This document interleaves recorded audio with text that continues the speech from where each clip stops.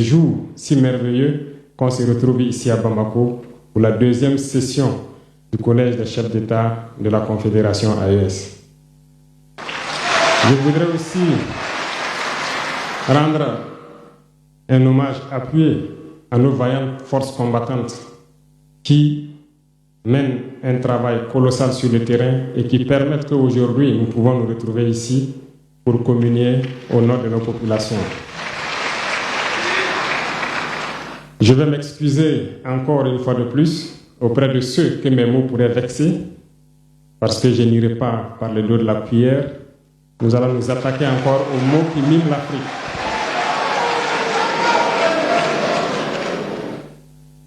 Vous avez certainement tous déjà entendu parler du printemps arabe.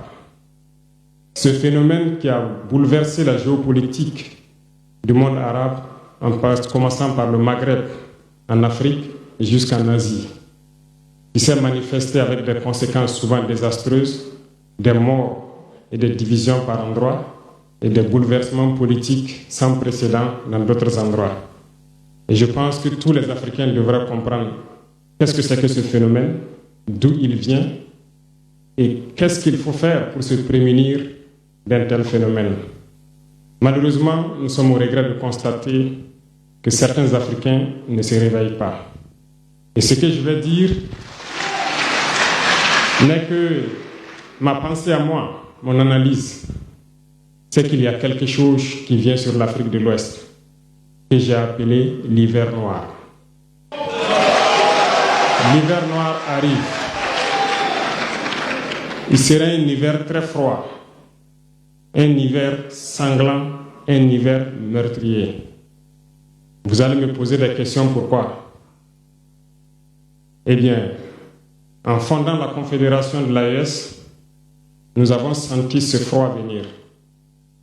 Et tous les jours que Dieu fait, nous nous évertuons à trouver des troncs d'arbres pour allumer un feu qui va réchauffer le cœur des Africains, un feu qui va réchauffer les mentalités et le sang des Africains pour nous unir autour.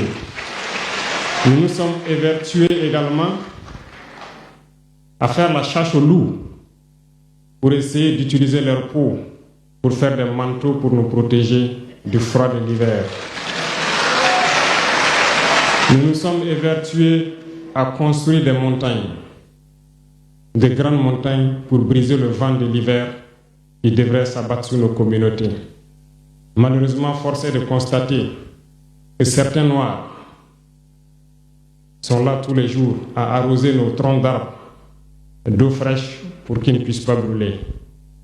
Ils se transforment en loups ou font en sorte que nous, chasseurs de loups, nous ne puissions pas surprendre le loup. Lorsque nous voulons construire nos montagnes, ils brisent les cailloux pour que nous ne puissions pas arriver. Pourtant, l'hiver arrive. Et quand l'hiver viendra, devrions-nous permettre à ceux-là qui combattent de venir se protéger avec nos manteaux qu'on a confectionnés, avec les montagnes qu'on a construites pour nous protéger des vents, ou encore se réchauffer avec nous autour du feu. Telle est la question qu'il faut qu'on se pose. Qu'adviendra-t-il donc du panafricanisme quand l'hiver viendra? L'hiver viendra parce que la guerre se transporte en Afrique de l'Ouest. Les impérialistes font tout pour mettre l'Afrique de l'Ouest à feu et à sang. Mais du sommet de l'État jusqu'à certaines populations, soit nous faisons semblant de ne pas voir venir le danger, ou bien nous sommes nous-mêmes complices de ce qui va arriver. Le chaos pourrait s'installer. Je dis bien pourrait s'installer. Beaucoup de gens pourraient mourir. Nous allons nous entretuer de manière tellement atroce que pendant ce temps, ils seraient là à piller nos richesses, à imposer leur volonté. Et ceux qui vont survivre de cette tragédie n'auront que deux choix. Soit s'unir pour toujours contre l'impérialisme, ou se résumer à être des esclaves jusqu'à disparaître. Il faut donc se prémunir de l'hiver noir qui vient. Nous ne pouvons pas comprendre que les Noirs en Afrique de l'Ouest ici prie Dieu que les terroristes tuent des populations noires. Nous ne pouvons pas comprendre que des chefs d'État lâches se cachent derrière des médias, soi-disant médias, pour décourager, insulter, activer la haine entre les populations. Ces individus qui sont sur leur plateau, qui tous les jours du matin au soir crachent leur venin toxique pour attiser la haine entre les communautés, ils sont généralement très vilains. Avec leur gueule de musaraigne, ils ne savent que faire cela. Regardez-les bien.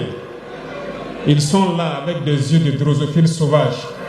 Tous les jours, c'est cracher du venin. Ils cherchent à diviser les communautés.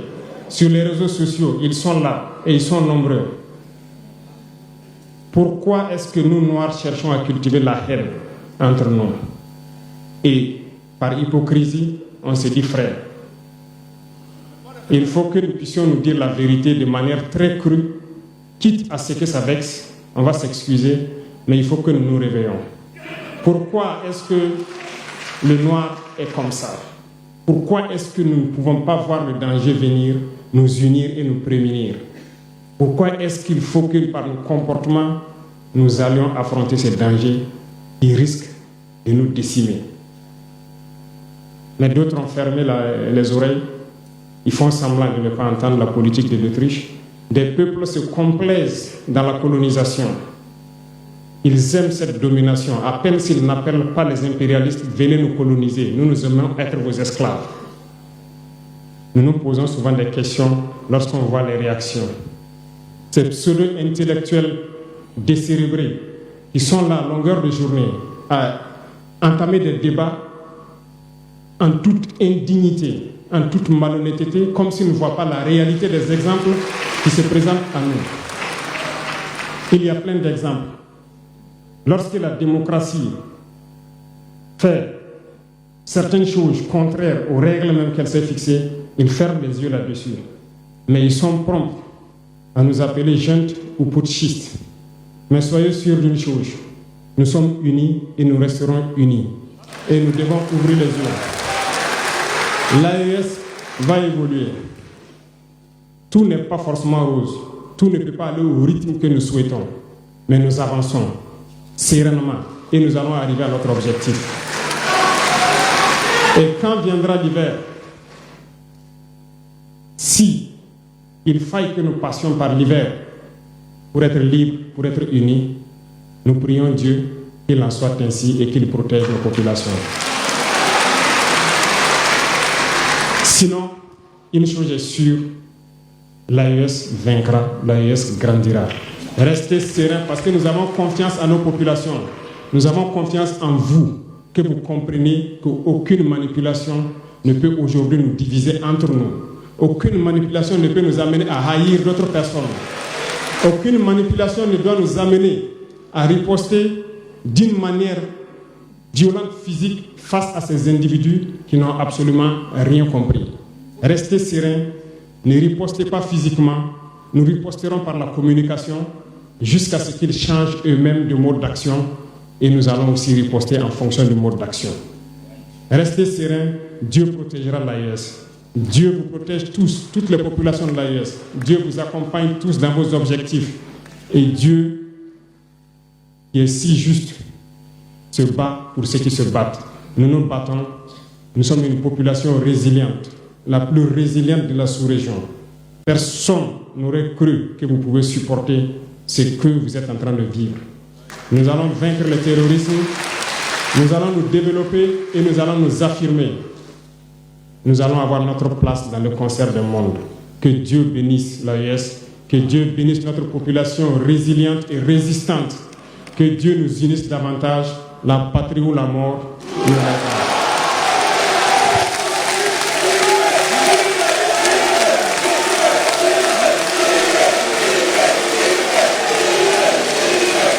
Merci.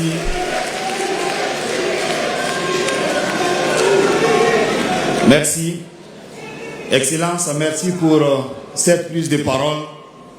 Vous nous avez rappelé que l'avenir du Sahel se construit par des fils et des filles